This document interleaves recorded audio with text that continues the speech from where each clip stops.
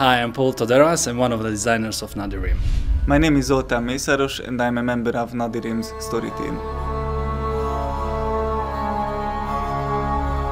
Nadirim is an online RPG game that takes the players into the world of Arabian folklore and fairy tales. We took all the basic elements of our favorite MMO games and implemented them in Nadirim. We wanted to have lush, colorful and detailed graphics, but on the other hand we decided to avoid cartoony graphics. So now we have very nice and very detailed painted images in the game.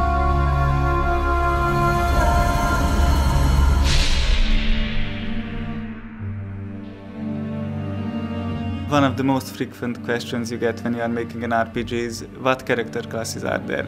And at the beginning we had at least a dozen character classes.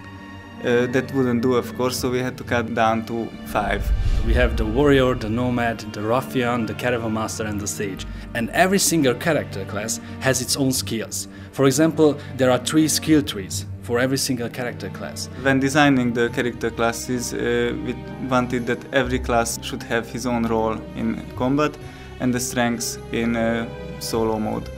So basically the nomad is very good at solo because he can have pets, but in a group he's a very skilled fighter. The player will be able to choose on which path he wants to advance while he's leveling up. For example, the Beastmaster skill tree will give him skills that will help his minions in combat.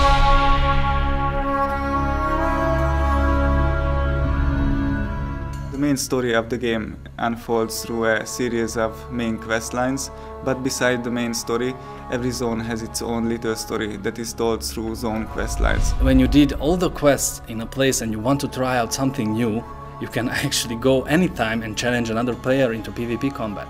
And that's another phase of the game. Because you see, as you advance in the game, you will be more powerful, you will have these really cool equipments and weapons and skills, and you can just challenge them and show them that you are the one who is the most strongest one in the game.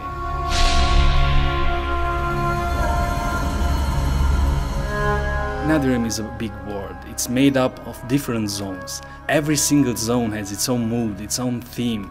For example, when you're traveling in the deserts or in the forests, seasides, abandoned harbors and so on, you will always feel that you are actually someplace new, but in the same world.